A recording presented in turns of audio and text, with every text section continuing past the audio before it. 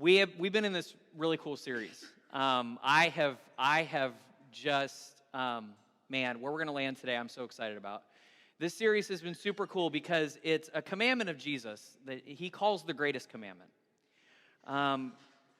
We talked about it in different parts and different places in the Bible. We see in the Gospels where a man comes to Jesus and he says, Jesus, in different kind of avenues, different kind of ways, and you'll see that today too. He comes to Jesus and he says, what's the greatest commandment? I've framed this as, what's the most important thing for me to do? And I think a lot of us have asked that question. If you've been around church, if you follow Jesus at all, I think a lot of us say, what is the most important thing? What is the greatest thing I can do? For some of us, that's really challenging. I mean, when Drew talks about going to Pakistan, I think, wow, here's someone who says, I'm going to go to Pakistan and serve Jesus. And for a lot of us, we could say, wow, that's the greatest thing. What an incredible, great thing to do. Drew is being faithful to what he is called to do. And what he said today was, all of us are called. All of us are called by God to do something, to really, ultimately, to share his love and his grace with this world, to follow Jesus. And so sometimes I think we make this more difficult because we say, okay, so the greatest thing that I can do, and we think of this, high mountaintop thing that I can do. When really, guys, at the end of the day, it is being faithful to following Jesus. It is simply loving God and loving others. And that's how he answers here. He looks at this person who says, what's the greatest thing I can do? And you wonder, man, what is he going to say? And then he looks at this person and he says, the greatest thing you can do is love God with all your heart, with all your soul, with all your mind, and love your neighbor as yourself. And what we found was, this is really cool, is that Jesus didn't make this up. This isn't something new. This is Jesus actually pulling from a prayer that was a prayer that everybody would have spoken that day in his context. To love the Lord your God with all your heart and your soul and your mind. And this was a regular prayer. This was a daily prayer. So you got up in the morning, you have breakfast. And what would happen? What would change? What would change for each of us if we began to do this? I just did a little challenge to see what would happen. And maybe here's the thing. I'm not asking you, hey, do this for the next 6 months. But I want to challenge you. What would happen this week if all of us said, I'm going to take Monday through Friday. I'm going to wake up in the morning and I'm going to say this prayer. Before I get up, before I lean over and say, why your breath smells, before I go and brush my teeth, before I go have my breakfast, whatever you do, what if the first thing that came out of my mouth was,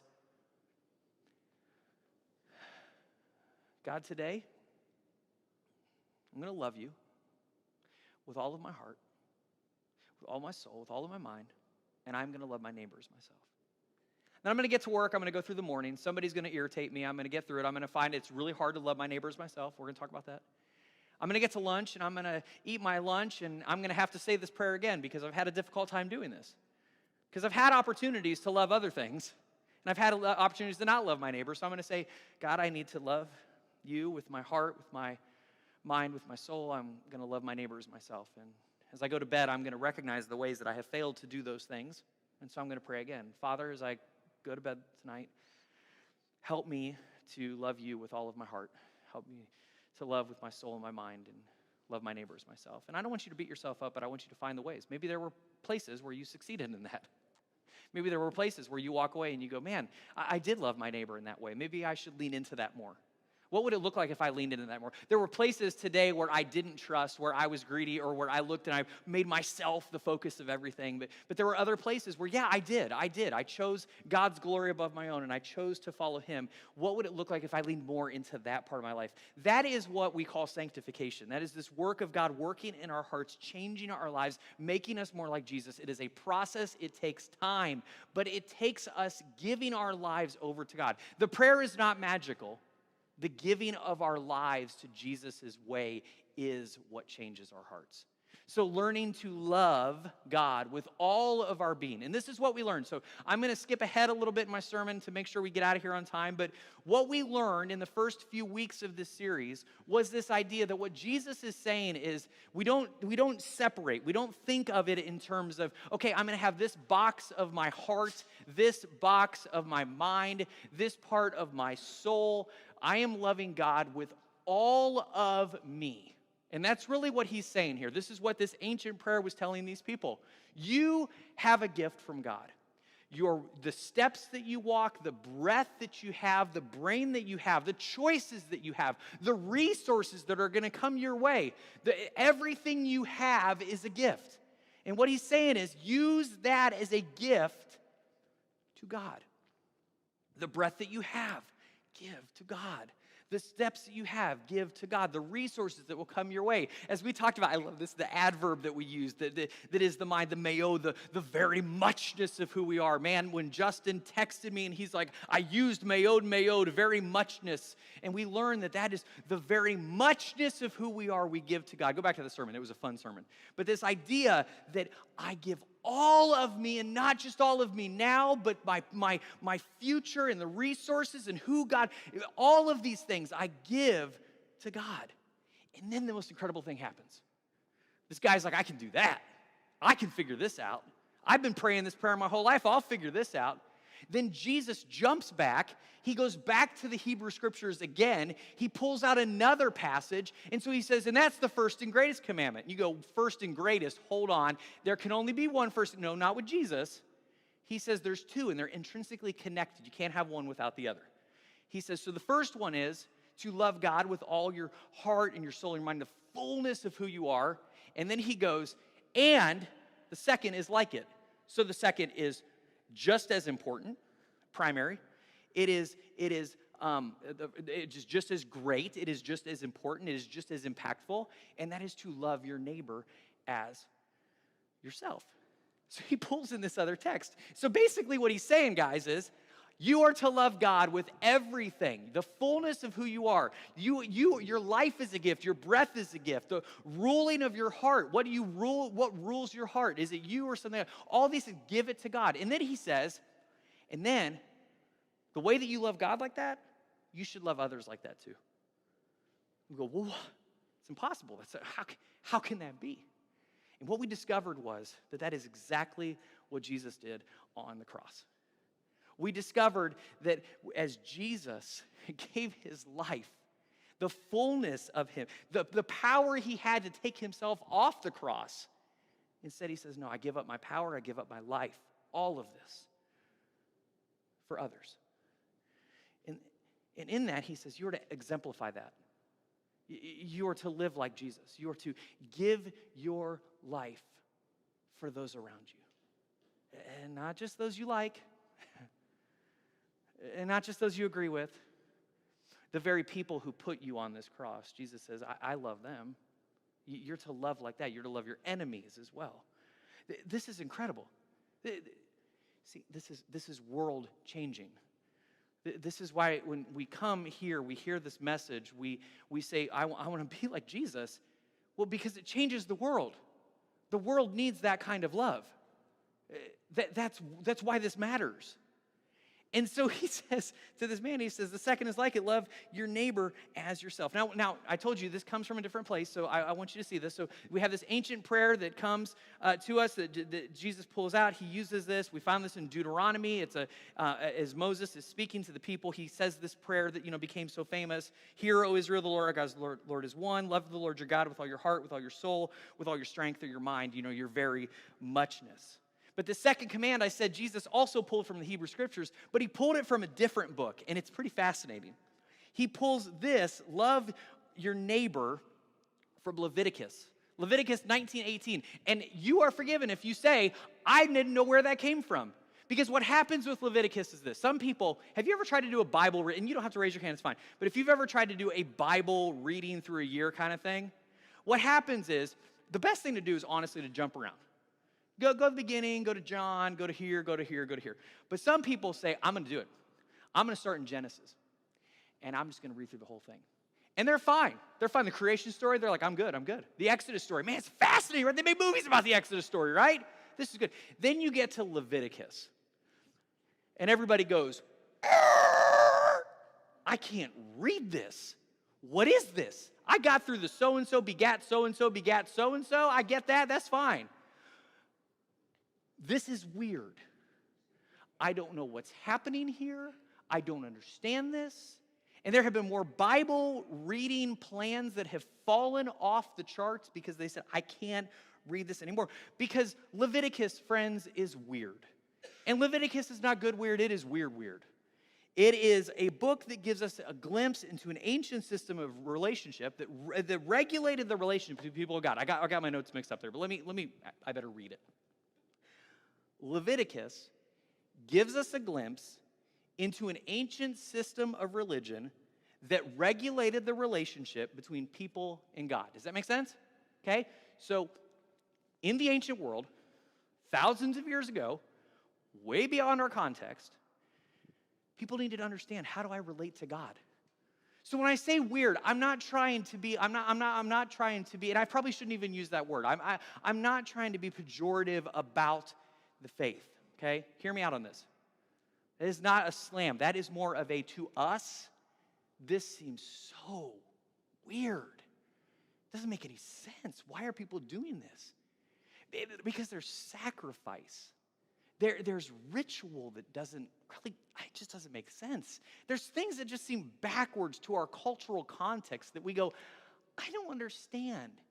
And then what tends to happen is people read through this and there's things that they go, oh, and they pull verses out or they pick things up and you go, that's weird. Well, that sounds okay. That doesn't make any sense. And so it's a very odd book. But in it, we find this. We find these rituals. We find these sacrifices. We find laws. And honestly, if you're like, I don't know if I ever read Leviticus, go through it. Find some of the places that you see this, and you'll see how distant this seems from how we understand our relationship with God. And that's why this is difficult. Because for these people who were truly following God, trying to understand the complexity of our relationship with God, they have to figure this out. And so there's some really interesting pieces there. Now look, if they look to us, don't you think they would go, well, that's weird. And we're like, well, we're just trying to understand our relationship to God. And they're like, imagine, I'm going to pull somebody from 2,000 years ago. I'm going to set them in here. First of all, they're going to cover their ears. What is that noise? What are they doing? That stringed instrument that has all that fuzz and nastiness to it. We go, well, that's called overdrive.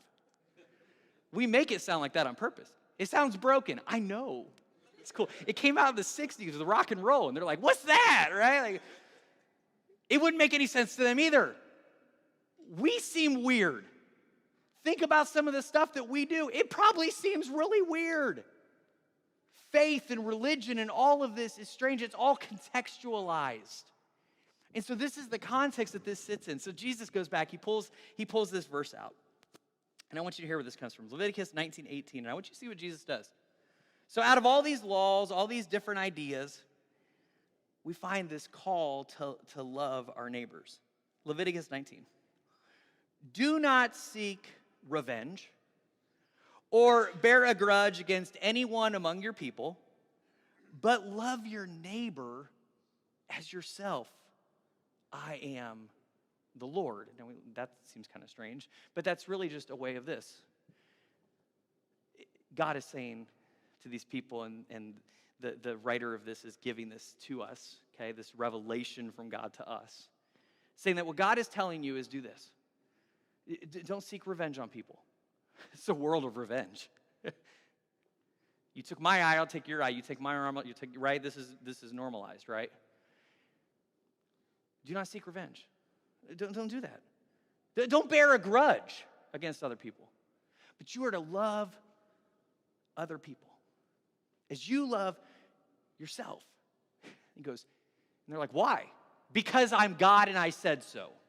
That's what's happening there. He says, because I said so. Because this is going to be a good way to live. Now, this is hard. Because some of the laws and things that we find around here are kind of weird. And this one is so interesting because it is actually buried with some of these strange laws and passages. So in this, we find rituals that seem archaic. We're going to find laws and things that seem oddly restrictive. In fact, we're going to find some places in Leviticus where it's uncomfortable to our ears because of our modern context. In fact, one of those passages is found just after this. If you just go literally just a verse after this, if taken as law today, a lot of us in here would be in a lot of trouble. So Leviticus 19:18, do not seek revenge or bear a grudge against anyone among your people, but love your neighbor as yourself. I am the Lord. Then he goes on and he goes, and do not wear clothing woven of two kinds of material. Okay, wait a minute. Well, I'm in trouble. That's the end of that. If you kept reading, you might be even more uncomfortable because it's easy to pull verses out of context in this book. Do you hear that? It is easy to pull it out of context. It's done all the time to exclude others from the family of God. But it's not the way to understand this book at all. Do you get that? This is not a book that I go, oh, I like this verse over here that tells the people to do this. Oh, I don't like this one over here. I really don't like this one. Or I can use this to beat other people up with. That's not the point of this book. Again, this book is about the relationship that people have with God and trying to understand that relationship. So here's what I want to do. I want to back out of this close-up reading context. I want to come up to a higher view, and then I want to see how this all connects to loving our neighbors ourselves. See, when we take this as a higher view, when we do that, we find that the context between our world and this book is vastly different, right? We've already figured that out. But the essence of the need to be addressed is the same. Got that? The context is completely different, but the need being addressed is the same. God is holy. Okay, that's the first one. Our sin means that we are not. Yet God desires that we have a right relationship with Him so we may reflect His goodness and love to the world. So in Leviticus, in an ancient context, in an ancient world, very, very long ago, they understood God is holy. We are not. How do we bridge the chasm of that so we can have a right relationship with God and share with our world a different way to live? Remember, the world around looked very different. So, loving your neighbor as yourself is mind-boggling. It's different. Only a God could love like that. Exactly. To be as holy as your God is holy. So there's this fascinating thing going on. So what the Levitical law did in that ancient context, and this is the pivot point, this is the hinge for us. What the Levitical law did in that ancient context for them, Jesus did for all of us through His life, His death, and His resurrection. It's because of Jesus and His life and His death and His resurrection for followers of Jesus that we can now understand some of this law as descriptive or prescriptive for that time and that faith, but not to our time and our faith. Does that make sense? It's also how Jesus can then pull from this book that has passages that seem not to apply in any way and pull from that a verse that applies to us in every way. See, so what's happening is this. We are always supposed to go back and look and read things through the lens of Jesus. And that couldn't be more important than we come to a place like this, or it gets really goofy. Because then I could stand up here and I could go, those of you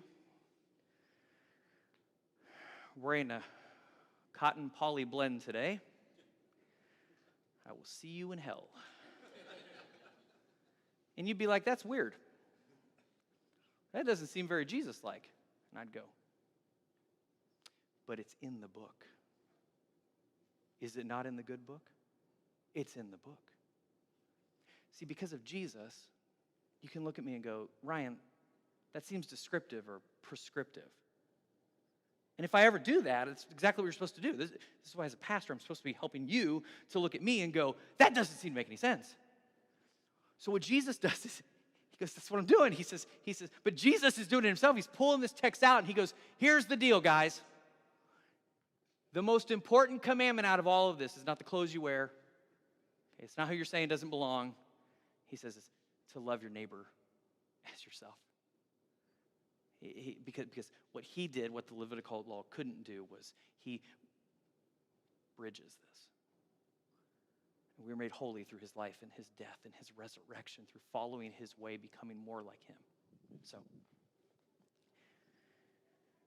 do not seek revenge or bear a grudge against anyone among your people, but love your neighbor as yourself. So, a couple notes first. You can stop worrying about your cotton polyester blend. Everybody take a big sigh. You can gladly enjoy sushi lunch after church today. You can put away that clobber verse that wasn't ever meant to keep others away from the love of God. But I want you to see this. As Jesus quotes this, what he is telling us to do is more challenging than any of that. What Jesus is telling us to do is more challenging than looking through all the racks of all the clothes trying to find the only cotton, 100% cotton shirts. What he's telling us is more challenging than trying to figure out what do I eat or what I don't eat. This is more challenging than looking at other people and judging other people, which really shouldn't be that hard. But listen to this again, because this is so challenging. Teacher, which is the greatest commandment in the law? Jesus replied, love the Lord your God with all your heart, with all your soul, with all your mind. This is the first and greatest commandment. And the second is like it, love your neighbor as yourself. And then I started looking at this book in Leviticus. I started seeing this phrase. And I saw this, and it said this. When we go back to Leviticus 19, it says, do not seek or bear a grudge against anyone among. Do you see this? Do you see this? Your people. You guys see that? Do not seek revenge or bear a grudge against anyone among your people. Right? I thought, oh, that's interesting that Jesus ignored that part. He gets to do that because he's Jesus, right? The your people is now gone. He just says this, love your neighbor as yourself.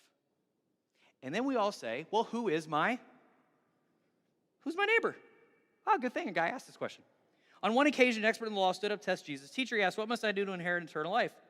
What is written in the law, he replied. How do you read it? He answered, love the Lord your God with all your heart, with all your soul, with all your strength, and all your mind. And love your neighbor as yourself. And I love this version flips it, how we've been talking about this, right? This is the man answering Jesus, right? Now listen to this. But he wanted to justify himself.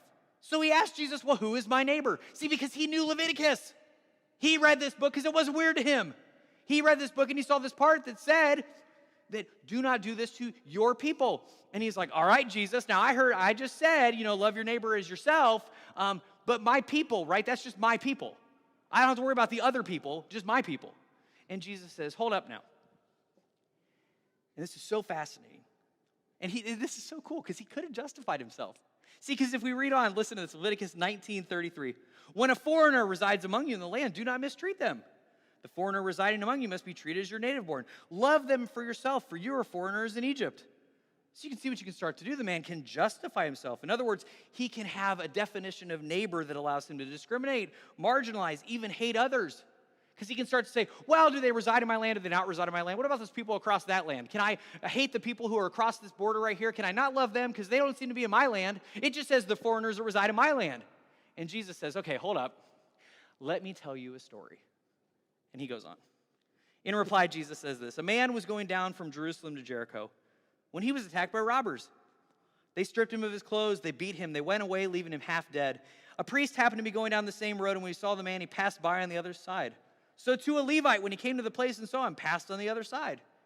Now for the man on the road, the priest and the Levite fit the definition of neighbor. According to Levitical law, these were their neighbors. These were the good guys. They were on the same side. But they passed by because they also knew the law. They couldn't touch the man. They'd be ritually defiled. It's weird for us, right? But it's the tension of the law that we were talking about. So then Jesus leaves a void in the story for the unlikely hero to step in. Then he says, but a Samaritan, as he traveled, came where the man was, and when he saw him, he took pity on him. He went to him, he bandaged his wounds, he poured oil and wine. Then he put the man on his own donkey. He brought him to an inn. He took care of him. The next day, he took out 2 denarii, took his MasterCard out. He gave it to the innkeeper. He said, charge anything you want on this.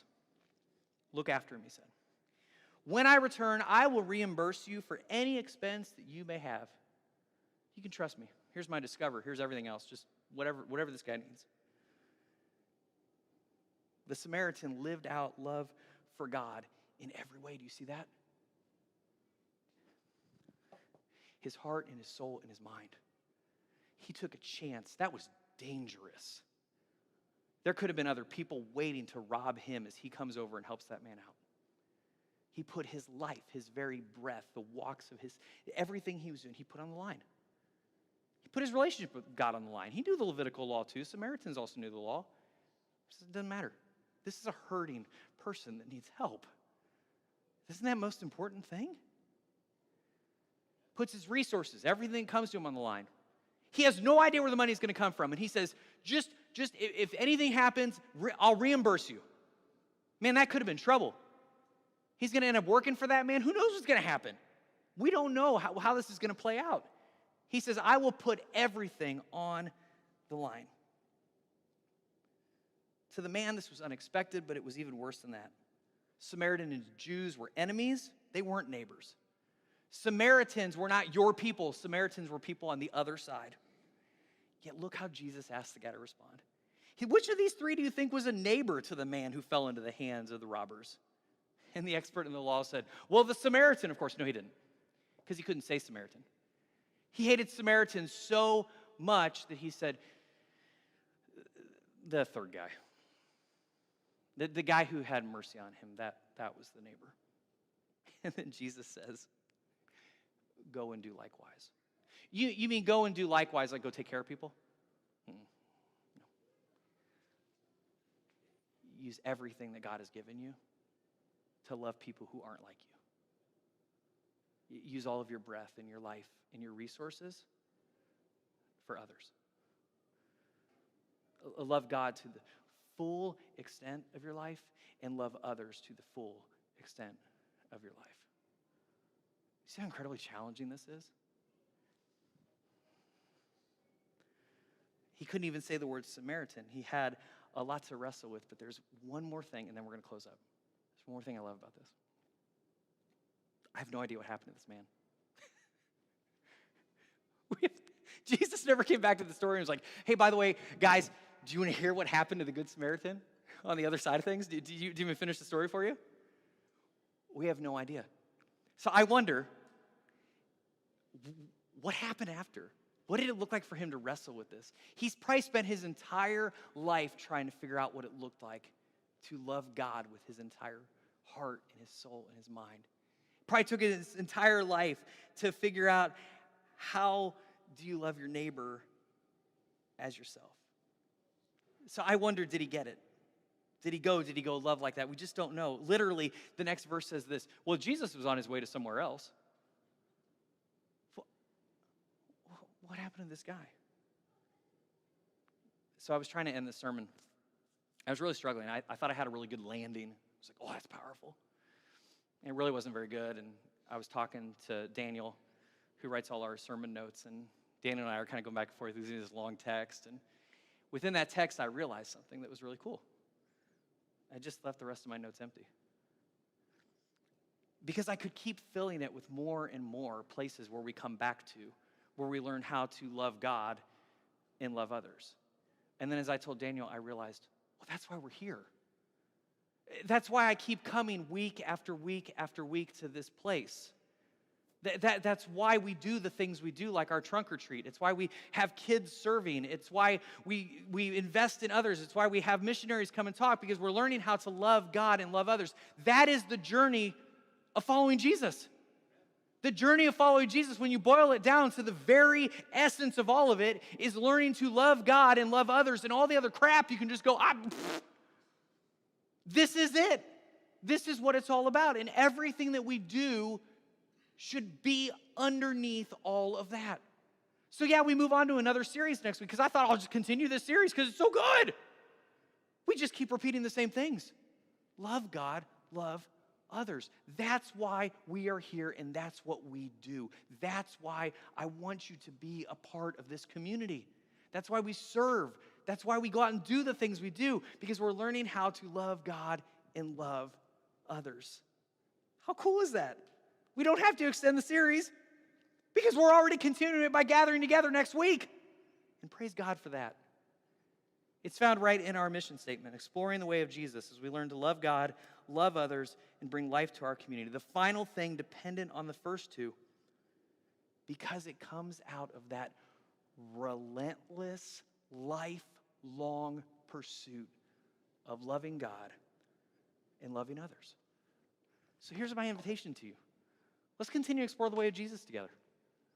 Let's continue, as I talked earlier today, about being sanctified. Let God work in my life. Jesus, would you help me to learn how to love God and love others more wholly? Would you help me to love like the Good Samaritan who exemplifies the way of Jesus? Would you help me to look at Scripture and see that it all ties back into this? And to learn how to read through the lens of Jesus and to welcome everybody to come to his feet and follow him. What an awesome lesson we have, guys. Hey, I know it's super late. Let's pray. God, we are just so thankful that at the end of the day, it is so simple, yet so incredibly challenging and complex to love God and love others. God, would you help us in everything that we do as a church, as people? Would you just help us to be people who love, who understand that who we are and everything we have is from you, for your glory, from the breath that we breathe, the gifts that we have to serve you. But may we see this incredible reality, this maybe more challenging reality that Jesus has as an equal reality for us to love others with all of the essence of who we are. May we be challenged by that. May it be something that comes back over and over and over again. May we be reminded. May we wrestle through that. May we stop justifying it and simply be people of love. We thank you for this day. We thank you for this time of worship. We thank you for this incredible morning. We thank you for Drew and his family, for our kids, for our teenagers serving this morning. God, you are a good God, and we are so thankful. Amen.